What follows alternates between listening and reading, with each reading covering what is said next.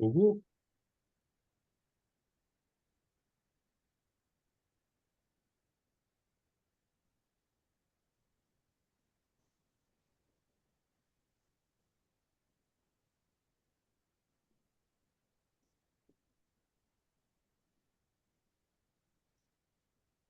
Good afternoon, everyone. We're going to wait just a couple of minutes here to get started so we can let everyone join this session and then we'll kick things off. Mm.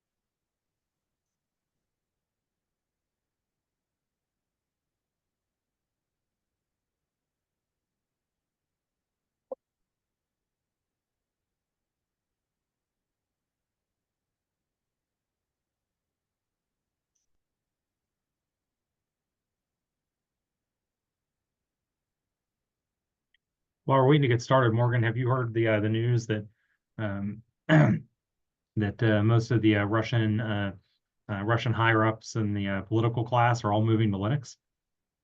No. No, apparently they're all afraid of Windows. It's nice humor to get us kicked off. There you go.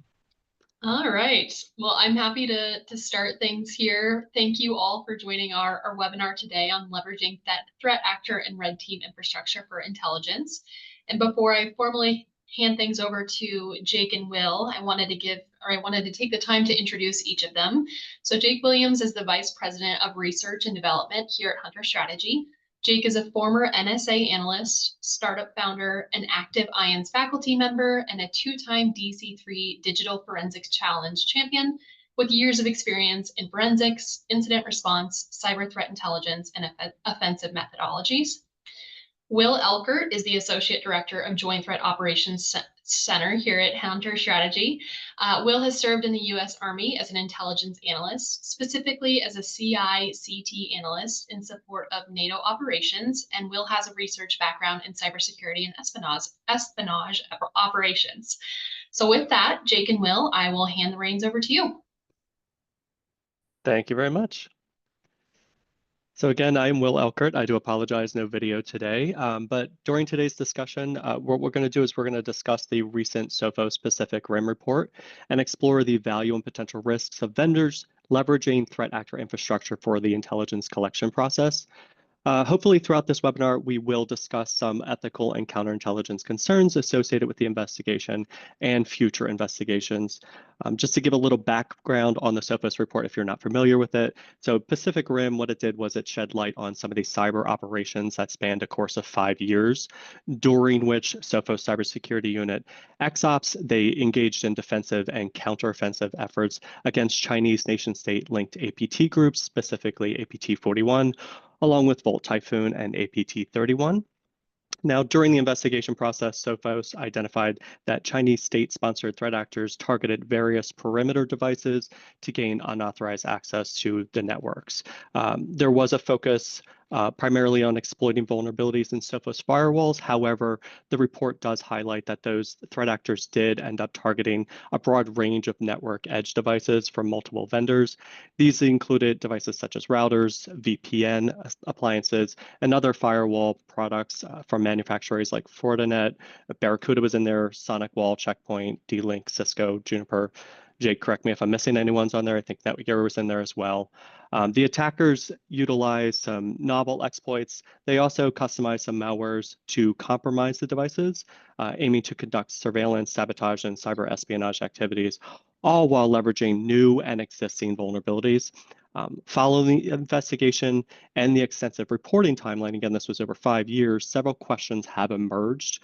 So hopefully during this webinar, we'll be able to answer some of those questions out there. But just to kick it off, Jake, I'm going to throw one to you, if that's okay. Sure. Yeah, go ahead. Perfect. So defenders, they want vendors to learn everything they can about those threat actors. But what about the red teams? So red teams often, as you know, test their tools and techniques on what is effectively a threat actor infrastructure. So how should vendors draw that line between intelligence collections and interrupting the red teams? And is there even a line for there? How do they do this? How can they work given the information that was received through that Pacific Rim report? Ooh. Hey, I'm going to back up about 3 steps Sure. because that's a fantastic question, but I want to make sure that everybody's thinking, or at least I say thinking, but is in the same mindset that, I think that you are asking that question, certainly the one that I would be, directly answering it. If we can back up just a second here and we start talking about threat actor controlled infrastructure, people often say, well, does that mean stuff that the threat actor is compromised, implanted, whatever? And the answer is sure, maybe in some of those cases. But attackers also have to have test devices, right? Like I have to be able to test my, my implants, my malware, right? My exploits, just even my TTPs in practice, against those devices. Just like, if you go take the OSCP, right, you're going to practice against an Active Directory infrastructure. It's representative of of clients. And so, I think if we can back up just even a step here, right, just to make sure everybody's tracking that, red teams obviously have to do this as well. And make no mistake about it, vendors can and do go identify which devices, in their portfolio, all the stuff that's calling back and sending telemetry home, which of those belong to red teams and threat actors. And obviously those become really unique and very interesting telemetry sources for those those vendors. And I guess, Will, having set that stage, can I flip a question back to you? Sure. Okay. Should vendors be attempting to identify red team and threat actor owned devices? And then the follow-up to that is, if you agree, yes, what do you think the primary ethical concern or concerns are around it? Sure. Yeah. It's one of those difficult things to answer, as you know, but there's always going to be a wide range of ethical concerns. Like as we noted in the report, the attackers, their strategies have evolved over time. So I do think that there is an important factor, and we have to continuously test the different parameters of it. We should be testing for those types of vulnerabilities. Historically, in this particular case, they primarily focused on large-scale noisy attacks, but now they're opting for those stealthier operations. That's something that we wouldn't be able to gain that knowledge if we weren't doing these types of tests. So yes, I do agree, but as you mentioned, ethical concerns, there's a wide range of ethical concerns that we have out there. One is always going to be privacy and surveillance. So for example, if an investigating authority, if they deployed additional telemetry on customer devices to monitor some adversary activities, this action, while it's aimed at enhancing their security, it may actually involve collecting data from customer devices without that explicit consent, which of course is going to be a growing concern when it comes to those ethical concerns. Please feel free to chime in, but there's other ones that we could also touch on, transparency and disclosure. The investigating authority's decision to disclose detailed information about the threat actors and their tactics, that brings up another ethical question about the balance between, transparency and OPSEC. While sharing such information can aid in that broader cybersecurity community, it may also inadvertently assist adversaries in refining their methods. And then you have other, along that same line is, the potential for the misuse of the information. So if the threat actors, gain detailed insights from reports, they can potentially misuse that information and develop countermeasures against the security protocols that we're trying to develop in the first place. Yeah, that's all, I think, all fantastic there. I'll share quickly just my take on kind of that same question, right? Should these vendors be trying to identify the threat actor controlled devices? And I think that the answer there is almost certainly yes, if I'm putting my vendor hat on, right? in those cases, as Will mentioned, right, over the 5 years of this report, and we'll come back to the timing piece on this because I think there are some legitimate critiques, that one can leverage, and I want to talk to Will about that, as he has formal, intelligence background as well. But over that 5 year period, there was a huge evolution, in the attacks. There was, certainly going from a much noisier, style presence to much stealthier. And the noisy stuff, I think we could argue, might even be one of the ways that Sophos actively. And we should mention Sophos is not the only vendor that does any security vendor that's getting telemetry, back from your devices, is app device, whether it's EDR, whether that's SIEM, whether you name it. Right? If they're getting your data and their license doesn't, the end user license agreement isn't written in a way that says that they can't end user license, your contract, someone isn't written in a way that says they can't do this, they are mining that data. There's just no question about it. I've worked with a multitude of security vendors over the years, and I don't think I can point to one that's getting data that's not looking for the threat actors instances of their device, right? Devices or software, the data set. I think they should look for that because I think some of the noisy stuff is how they find it in the first place. As threat actors move to much quieter and let's be frank here, previously unknown, techniques, the first place they're going to test those techniques, right, as they develop them, is on their own copy. In this case, we'll just say, a Sophos firewall. It's their copy of a Sophos firewall. So I see obvious benefit there. There's all kinds of ethical considerations, though, as I think Will brought up. One big one that comes up a bit here, and I want to pivot kind of the discussion over to red teams, is look, if I'm a red team, or running a red team in an environment that uses, predominantly Sophos firewalls, then I'm absolutely going to get a Sophos firewall for the lab, right? So that we can identify what's going to get caught, what's not going to get caught. Of course, we all know what's going to get caught and what's not is a moving target, right? And part of the reason it's a moving target is that Sophos, in this case, is going to pretty quickly identify that in this population of firewalls that is tied to a specific customer, this one or two, these couple belong to the red team because you're seeing things on it, right, that from the telemetry collection that's not standard, right? Likely the configuration's being refreshed and being reset. There's stuff being done that kind of breaks the norm of, the norm of operations. And so then when Sophos collects on that, obviously that's hurting my red team. I say if they collect on that, when a vendor collects on that data and then takes the TTP that we've developed and shuts that down, right, that hurts my red team. And so that's the flip side of that. Just constraining our ethical talk to, is it okay to go shut the red teams down? Should vendors be, because here the red team's paying them, right? They're getting a license. Should these folks be going and the vendors be shutting the red team down? Will, thoughts on that? Counterpoint? That is a fantastic question. I don't know if I have a great answer to it. Whether or not they should shut it down, I think that would have to go. I think that would just be dependent on the investigation process. I'd love to hear your insight on that. I don't know that there's 100% right answer for it, right? I mean, I think I could philosophically say a couple of things. I think that, if I take the position as by the way, as I do, right, that red exists to make blue better. And then I extend that outside of the organization, right? And say red, even in my organization, generally exists to make all blue better, then sure, 100%, right?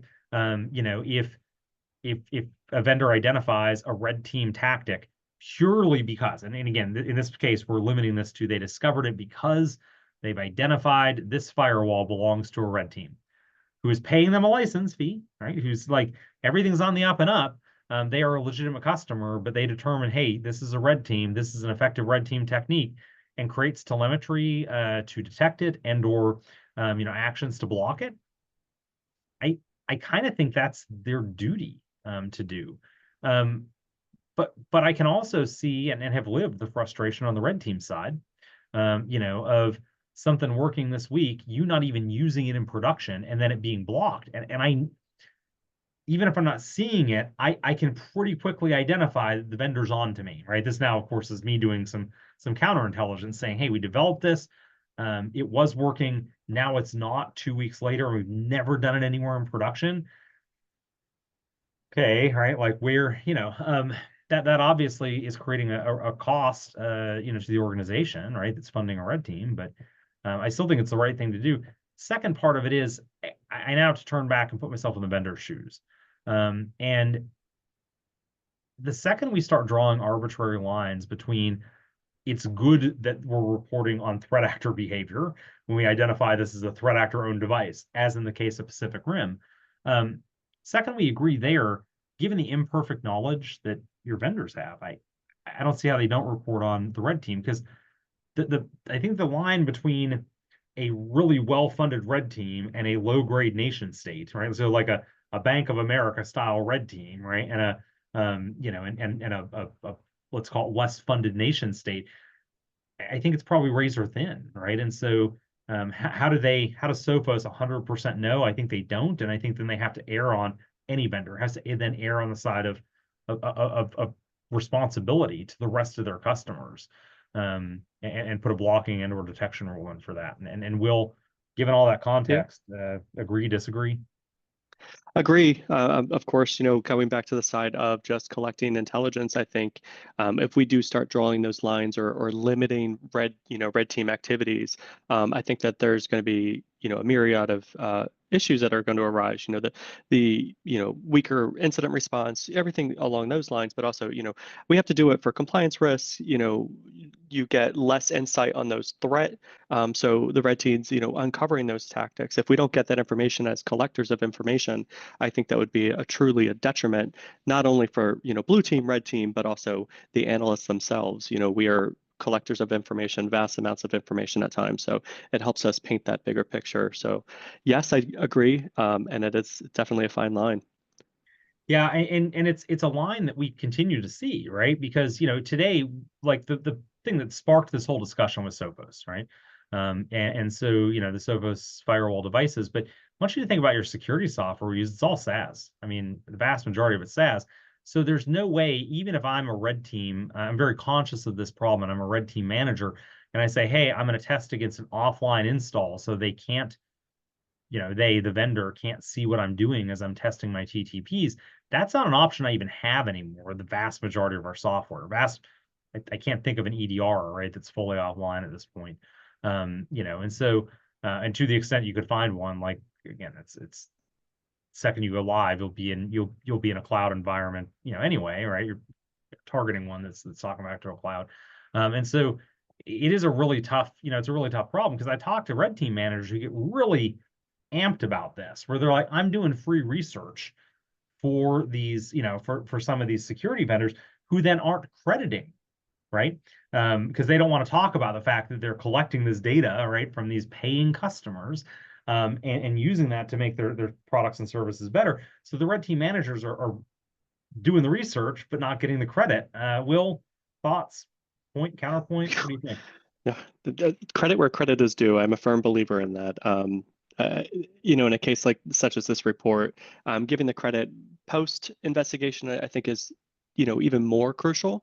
Not giving the credit at all, I think, is just a huge detriment. When it comes to credibility, there's a lot of things in my mind when it comes to credibility. It's not just people getting the notoriety or being able to tout their experience or accolades or anything like that, but it also goes back to how credible is the individual themselves, how credible is the organization that's actually conducting these investigations. So I am a firm believer that you should be citing and giving people credit when that credit is due. Okay, now let me throw. I'm gonna throw a hard one at you here. All right, as you know, Sure. We do a lot of red team services at Hunter. We do a lot of internal red team tool development, and let's say that we're going up against a customer that we know has CrowdStrike, and we have a CrowdStrike deployment, and we, in our testing, right, and let's say the CrowdStrike has identified that these boxes belong to the red team, within a tenant, right? And and then they go and report, or ultimately CrowdStrike takes that data, or whoever vendor, right, takes that data. If they go back and attribute a particular detection, right, or a particular change, right, back to Hunter, doesn't that give us the capability to reverse engineer the very specific granular stuff they're collecting? And does that hurt the vendor? Absolutely. That absolutely. Again, that's that fine line again. It's just, what do we do? How do we, navigate those, choppy waters, hate to say that, but how do we navigate it? At what point do we not, do attribution? At what point do we put aside our hat in the world of being defenders? It's still our duty to defend in whatever form or fashion. So yeah, I think it's one of those things, again, skirting that fine line that could get you in a lot of trouble, or maybe hurt some feelings across the board. But Sure. yeah. Well, hey, so I think everybody today is familiar with this idea of a content update. Thank you, CrowdStrike, versus a software update. That probably wasn't the case a year ago, but okay. You know, are there ethical concerns with, and maybe what are the ethical concerns with pushing different content updates to different customers based on we've identified, or we believe we've identified with high confidence, this box or this particular install ID belongs to a threat actor, and therefore it's getting a different content update. Let's say one that's neutered, right? Where it doesn't include all the latest and greatest. So it will look like things are going to work in production that maybe don't. Will, what's your thought on that? As far as pushing content updates across the board, Well, and no, the very ethical. specifically, like looking and saying, hey, we're pushing content updates, right? So there's a content update coming out, but these machines that we've identified belong to a threat actor and or red team are getting a different, less complete content update in order to frustrate their testing. Oof. I would definitely be for that. I'll say that. Ethical dilemmas, of course, you don't want to. I mean, that falls in the line of, kind of almost user manipulation. Oh, it's not almost, it's definitely, Yeah. right? Yeah. So in that case, of course, yeah, definitely going to be ethical, concerns when it comes to that. I think down the lane, you're going to have to deal with that transparency, identifying the fact that it was purely manipulative in nature. But, hate to go back to that thing of greater good, but in instances like that, that's exactly what it's there for. And if we hate to say toggle, if we have to toggle in order to gain that extra intel, that's Yeah. that line. Yeah. So is that line different for something identified as an internal red team, or even a red team service provider, right? That does a bunch of external assessments versus a nation state threat actor?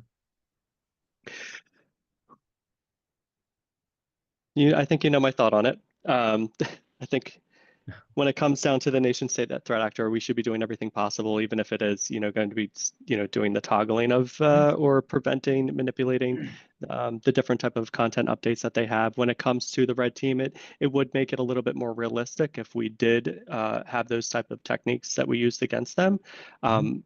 If anything, it would possibly make them stronger. Yeah. It's tough, right? Because the thing we haven't talked about here is confidence assessments, right?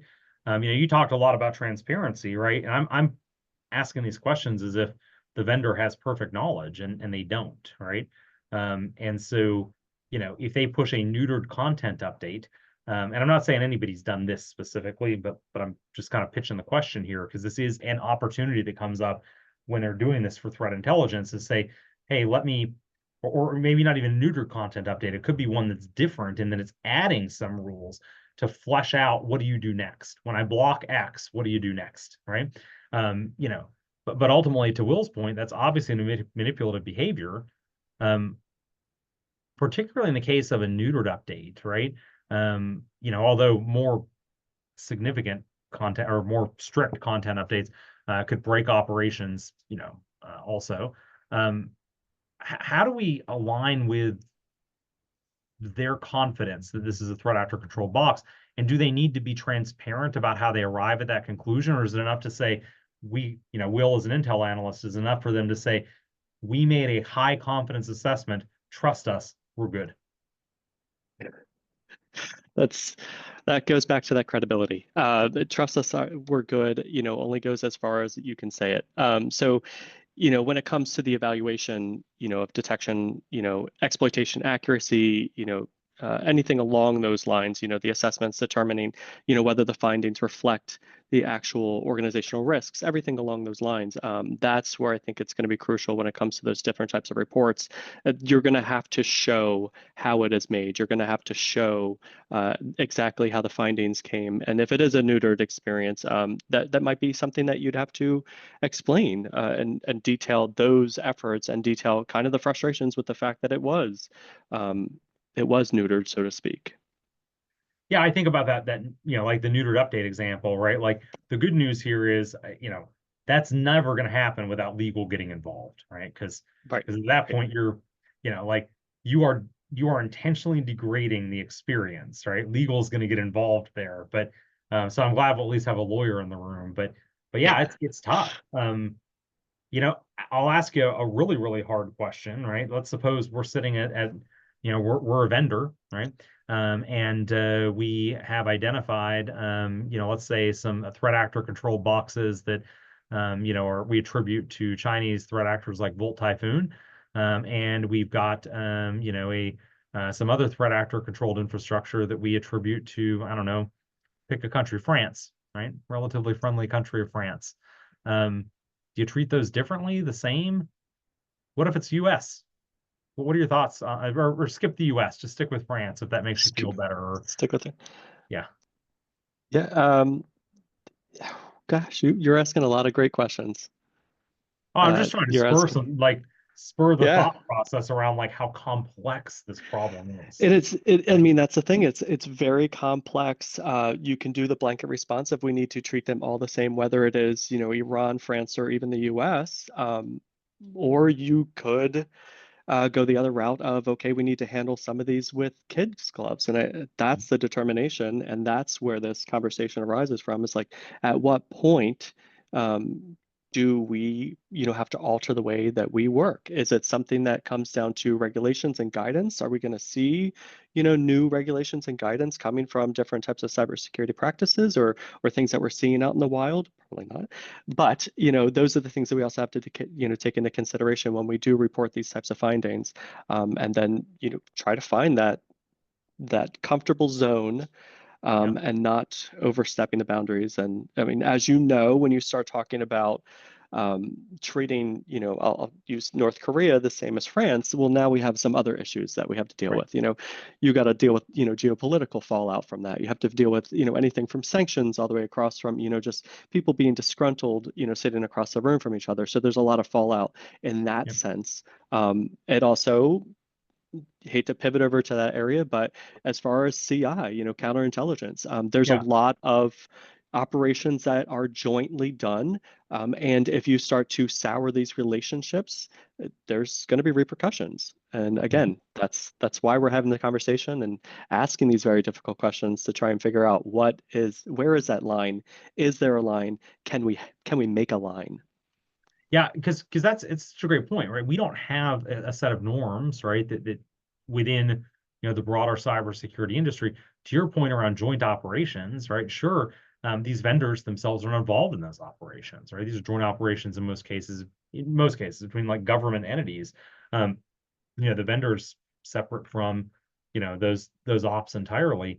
And then as soon as you get into playing favorites, right, you run the risk of playing favorites, like saying, hey, we'll do for one, but not the other. Then you get into kind of Kaspersky style problems, right? Or accusations, right? Where it's like, oh no, they're enabling, Russian intelligence, right? Or what have you. So you brought up a great point around counter intel. I want to pivot over to that here. You mentioned as we started here, there's a 5-year reporting timeline. And I know you have a lot of experience in counterintelligence, Will. 5 years, obviously we could have used some of that information earlier, right? We, the broader cybersecurity community, could have used some of the information that's in the Pacific Rim reports earlier. I'm not sure how we would have actioned it specifically, you know, because again, we don't know how things evolve if that information is in the wild earlier. But I guess I'm going to ask you: is 5 years, is that too long? Not long enough? How do you balance? And is counterintelligence a piece of that? Absolutely. Happy to dive into that one. So, the timeline, it's subjective. It really is just based on, the amount of information that's coming out there, the length of it. Is this a long game of we're going to be doing this for 20 years, or is this an investigation that we could possibly wrap up in 3 months? It's really just dependent on probably the end goal, but also the amount of information that's out there. When you deal with things such as human, that's a vast amount of information that's out there. When you get more granular and you go into that counterintelligence portion of it, where you're identifying those specific, we'll say intelligence actors or, collections officers or anything like that, that your timeline would possibly vary depending on location, of course, any type of, regulations or things that are prohibiting you from doing it. Maybe there's some legal umbrellas that you possibly don't fall under. But as with many investigations, there's that calculated risk that's involved. And ultimately, it's up to the investigating party to determine what is that intel game loss calculation. So, for example, given this expensive timeline for this particular investigation with Sophos, they likely balance that transparency and OPSEC in order to, mitigate some of those counterintelligence concerns while also effectively addressing those cybersecurity threats. So they did it in like granular ways. They released little patches here and there. They did a methodical, investigative update. Maybe it wasn't completely clear what the updates are for or why they did those updates, but there was a way that they were, kind of generating the information, getting the information out there, but maybe not that holistic picture that we see 5 years later. But again, when it comes to those factors that they possibly considered during that evaluation process, they probably looked at, the exposure of defensive tactics. They looked at, attribution challenges, escalation risks, everything under those. They also, again, that OPSEC risk has to be a big component of it. If you're disclosing information too soon, could that hinder or compromise the ongoing investigation, or in this case, reveal sensitive information about Sophos, to include their security measures? Could it potentially aid the adversary? Could it also impact any ongoing or future industry, collaborations? There's a lot of things, taken into consideration. So as far as the timeline, again, like it's really just dependent on, a lot of different factors, and hate to go back to the attribution challenge. There's a huge concern, especially when it comes to counterintelligence. You have to accurately identify the adversary, and that is very complex, and that sometimes will determine your timeline. And if you misattribute, that can lead to misguided defense measures. It could lead to, again, those political diplomatic tensions. It could complicate the international cybersecurity efforts, as we talked about before. So it's all of these huge components that you have to take into consideration when you're dealing with these types of investigations. Yeah, Will, you said something during that really I wanted to dig into a bit, because you used a term just kind of flippantly that I'm guessing a lot of folks aren't familiar with. But it was that intel gain loss calculation. Can you kind of walk through what that is and why it matters in this context? Yeah, absolutely. So I don't want to, dumb it down too much, but it's just basically, it refers to just the way you assess, or you're looking at all the different components that you're trying to consider when you're dealing with assessing the risk with it. So information disclosure, again, adverse. Operational impact, or anything along the lines of defense. It's really just you taking into consideration the holistic view, and you have to, at certain points, determine what are certain risks that you're willing to take, and it goes down to everything across the board essentially, but it just helps assess the trade-offs that you're willing to take for specific defensive and even offensive actions. Yeah, so my favorite example of this, if you're kind of new to this intel gain loss, right? It's in summary, it's any intelligence you act on, right? you have to run the run the counterintelligence kind of assessment that you say you act on a piece of intelligence. Does the adversary then learn something about your intelligence capabilities because you act on it, right? Right. And then does that create a loss in the future of further intelligence, right, that you might gain otherwise? And then you have to, assuming, again, that happens, like, how do you weigh those, right?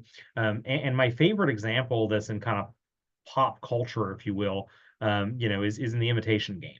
And they actually talk about this. If you've seen that movie, basically highlights some of the cryptography efforts in World War II. They break the Enigma code, right? And they have or have a machine that is breaking the Enigma code for them. And they're like, we can save all these lives of these people that are getting ready to get torpedoed. And they're like, no, you can't do that. If you tell those ships, if we go hunt those U-boats down and save those people today, countless more people will die in the future because we won't be able to access the Enigma code anymore. They'll conclude how we knew where to get the U-boats. This is a real thing that happens all the time in the intelligence community, and certainly in more formal cyber threat intelligence like this, where when you act on a piece of information, you then have to say, this is kind of what we were talking about earlier, right? Like, we start doing, vendors start crediting, the Hunter Red Team with, we added this detection rule because Hunter Red Team, we can reverse engineer and turn around and be like, aha, right? They specifically have these capabilities at least to be able to see that. And this is a hard problem, and I think it contributes to the 5-year timeline that we see in Pacific Rim. And I don't know if you wanted to add anything else to that, Will, but I just wanted to come back and talk about the Intel game loss piece because No, that is perfect. That's an example I'm definitely going to use in the future. So thank you for that one. Oh, definitely. So one of the things I thought was really interesting here, moving to the technical side of this, really came down to Sophos identifying this EFI rootkit on this threat actor controlled device, right? And they heavily imply here in the report, I say heavily imply, it seems likely to me that they say they only see the EFI implant on a threat actor controlled device. I'm curious, Will, when you have this unique technology, like, again, I'm not that EFI is unique, right? But they said, hey, it's the first time we've ever seen an EFI, bootkit on a firewall of any vendor. And we know this from publicly reported. They only see this because they're monitoring that threat actor controlled device for so long.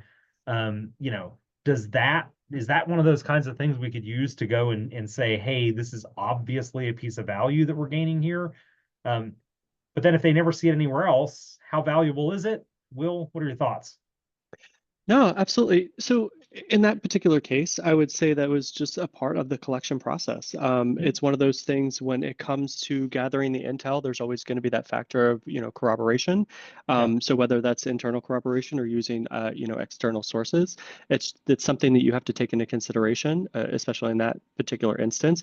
If it's something that you've only seen one time, personally, this is just how I would do it. It would just be a matter of that's information that I'm collecting to see if it's of value in the future. It's something that potentially might not be included in the report. In this case, obviously it was, but I think it's again, one of those things you just have to, evaluate the legitimacy of the information and see if there's any additional value that's added by including that information in there.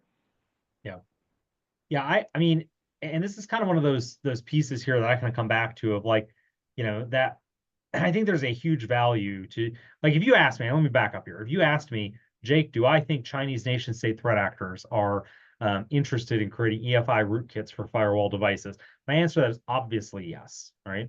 If you then ask me, have they done it? My assessment would probably be yes. And then you would ask me to go show you an example, and I wouldn't be able to, right? And then I would also note that part of that's because we have really bad telemetry typically on firewall devices, right? By the way, you should probably note here that one of the reasons you don't see a Cisco style or Palo Alto style investigation around this is because most of those firewalls don't send telemetry back to the mothership, right? I say the mothership being like the vendor, right? They're not sending, usage telemetry and detections and what have you. Sophos being down market a bit, right? And I say down market, but I mean, they're not. I don't expect to walk into, Fortune 50 and then be like, yeah, we're entirely in a Sophos architecture, right? They make great products, right? But again, typically they're in that small medium enterprise kind of space, right? And a lot of folks don't turn that telemetry off. Like it's on by default. They don't turn it off. Sophos, has that on by default because they work with a ton of managed service providers who rely on that. But this does give you a unique opportunity then to say, yeah, we can show you, right, an example of an EFI rootkit. And I think there's some value there, at least in taking something from a hey, I think this exists. I would assert with high confidence this exists to an actual example of this exists, right? I also think they really imply in the report, although I don't think it's called out explicitly, it would not surprise. I would not bet against that Sophos saw some of the things they're reporting on based on specific patches sent to and specific updates sent to those attacker controlled devices. I think that intelligence is very valuable that they got from it. But, of course, I have to flip the script there and say, if at any point they identified one of my customers' devices, right, as attacker controlled, and we're shipping these updates, these special updates, let's say, right, to a not attacker controlled device, yikes, they're now gathering a bunch more data, from these misidentified or customers that were misidentified as threat actors. So I think it's a can't have your cake and eat it too kind of moment for sure. Absolutely. So, yeah. Well, what else have we not covered here? I'm happy to open it up to questions too if there's folks in the Q&A side, but I had a question for you. Hopefully that's okay. It's not too difficult of a question. We're constantly seeing advancements in technology. This is something we've talked about extensively in other meetings that we've had.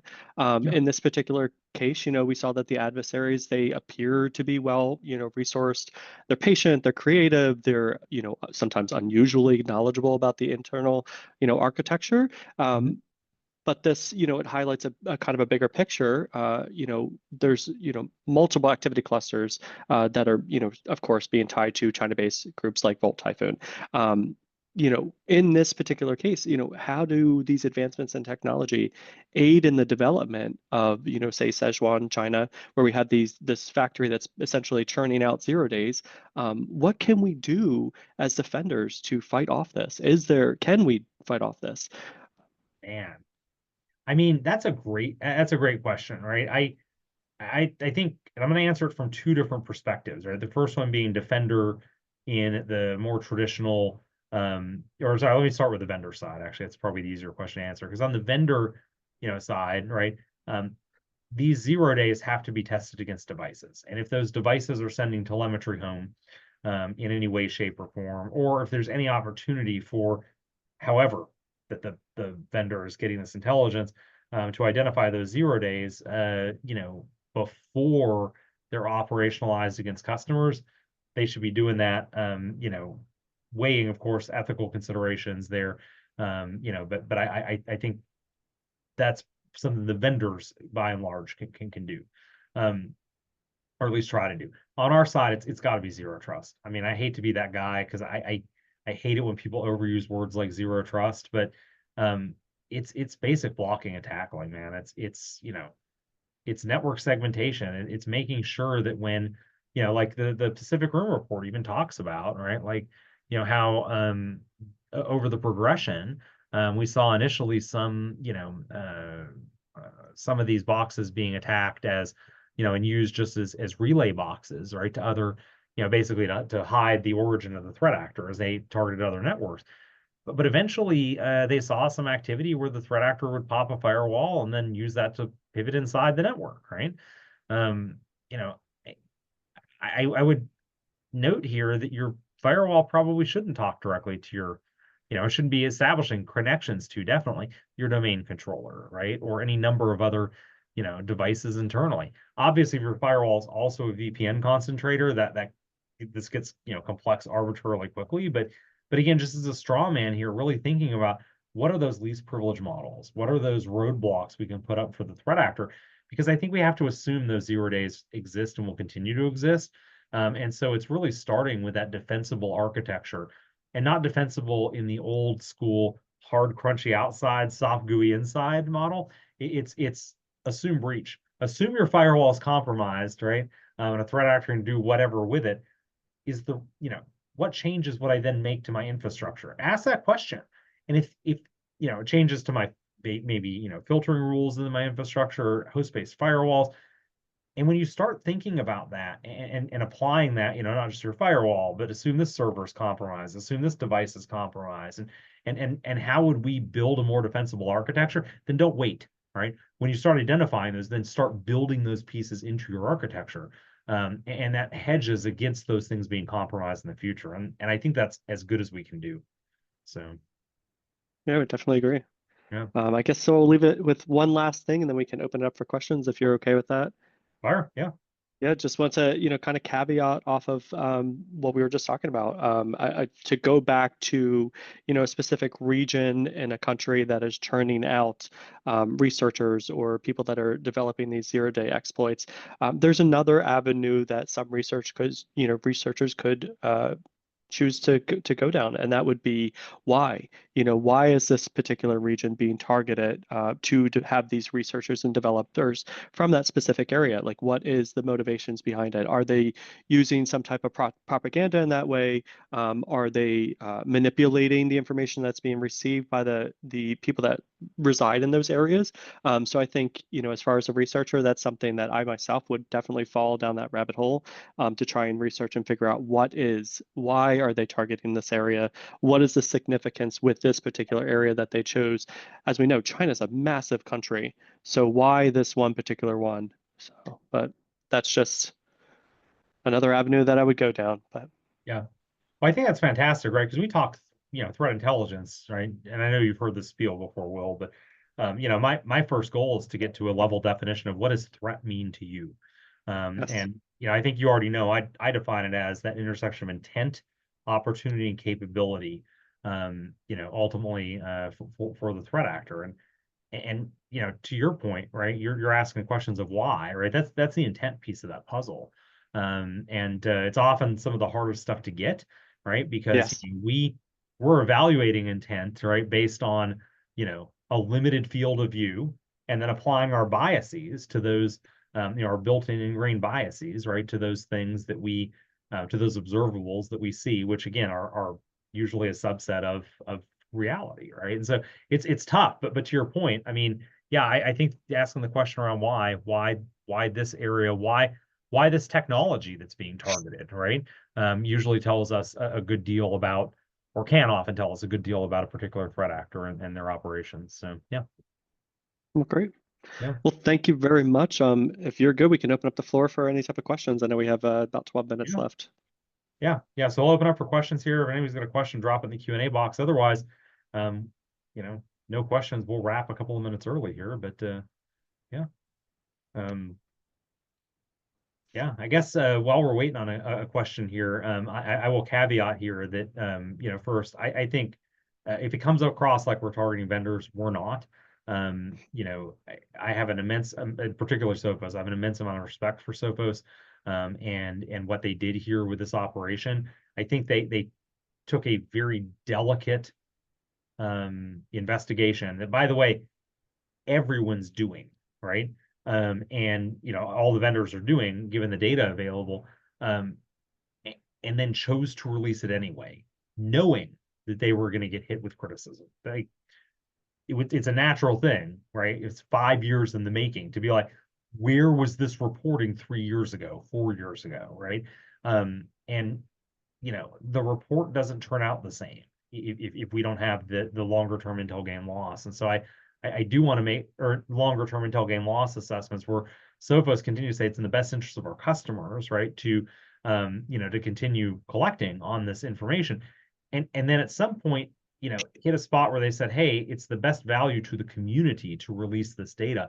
Those are all really hard decisions to make. And so if it ever came off that we were knocking vendors or Sophos specifically, I want to give them props here because they did something a lot of folks in the community don't do, and released a lot of really sensitive information publicly. Definitely agree with that. Yeah. Well, given that I don't see a lot of questions here or any questions, Bill, any closing thoughts here as we wrap up? Nah, nothing for me. Thank you very much for taking the time. It's always great chatting with you. Oh, ditto, man. Ditto. Always, always. Morgan, I'll turn it back to you to close us up and wrap us up and close us out. Perfect.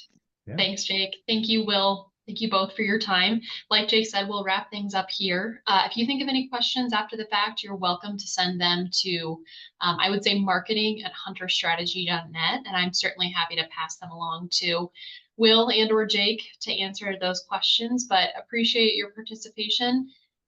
There will be a follow-up email as well if you'd like to provide any feedback in that survey. We'd appreciate your thoughts and your time there. But otherwise, thank you for joining us today, and hopefully we see you again in the future. Thanks all. Thank you.